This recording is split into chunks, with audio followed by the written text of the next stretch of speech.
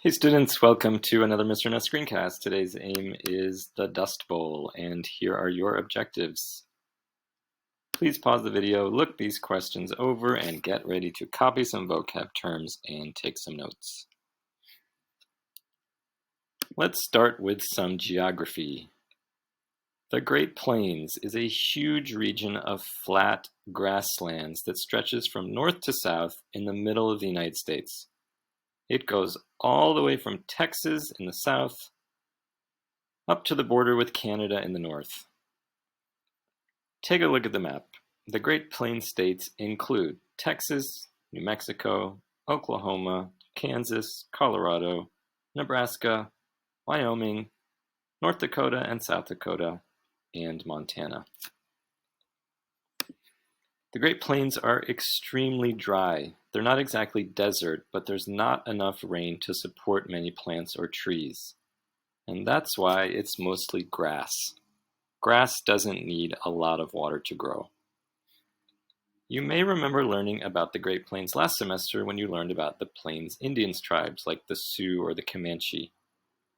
They're the ones that were expert horseback riders, lived in teepees, and hunted buffalo. You may also remember learning about the Homestead Act, which is when the U.S. government gave white settlers free land if they settled on the Great Plains. Because they were so dry, the Great Plains were a harsh place to live and very difficult to grow crops on. In the 1930s, there was a terrible event in the Great Plains called the Dust Bowl.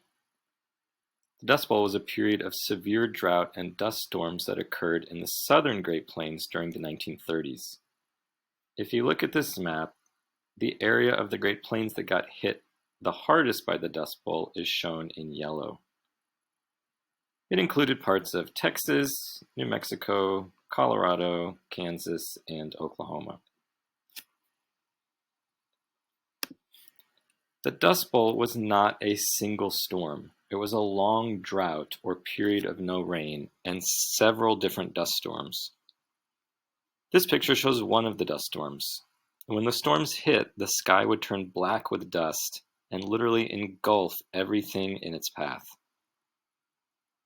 Imagine seeing this huge cloud of dust coming at you. It looks frightening.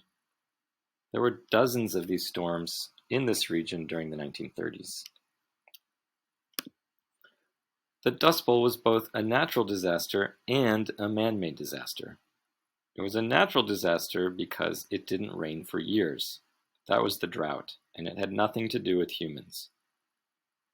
Farmers were unable to grow anything. All their crops died.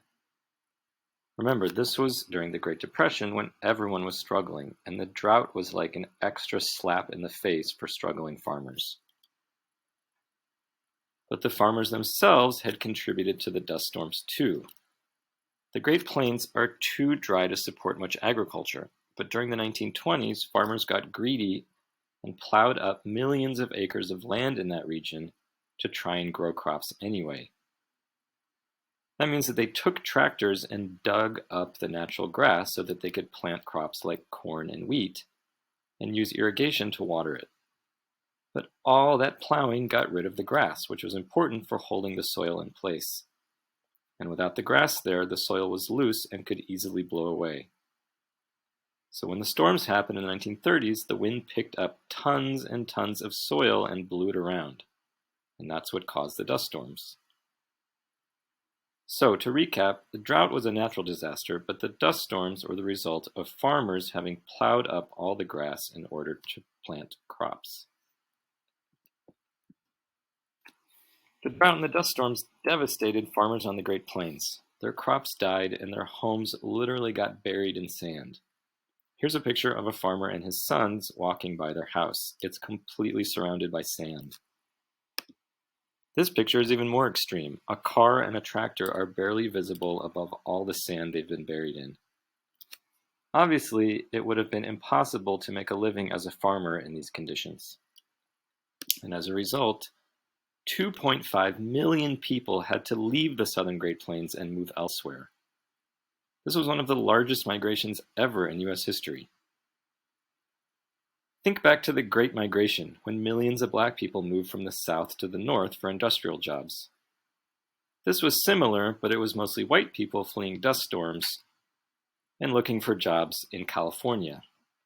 We call these people Okies because a lot of them, although not all of them, came from the state of Oklahoma. Many of the Okies moved to California because there were more agricultural jobs there. And although there were initially a lot of jobs in California, they quickly filled up, and it wasn't long before the people in California didn't want any more Okies coming into their state. The Okies were treated terribly. They were exploited by farm owners for cheap labor, harassed by other workers who resented their competition, and generally looked down on. The term Okie became an insult that Californians used to denigrate these migrants. Life in California was really hard for the Okies. This is one of the most famous photographs of the Great Depression. It's by a photographer named Dorothea Lange, and it's called Migrant Mother. It shows an Okie struggling to survive in California. I want to end by recommending one of my favorite novels, The Grapes of Wrath by John Steinbeck. This book is about a family of Okies who is evicted from their farm in Oklahoma and makes the journey to California. It describes the difficulties they face once they reach California. I love this book, and if you want to know more about the experience of the Okies who fled the Dust Bowl, check it out. And now it's time to review the objectives. If you don't know the answer to any of them, just rewind the video and look again. See you in class. Bye, students.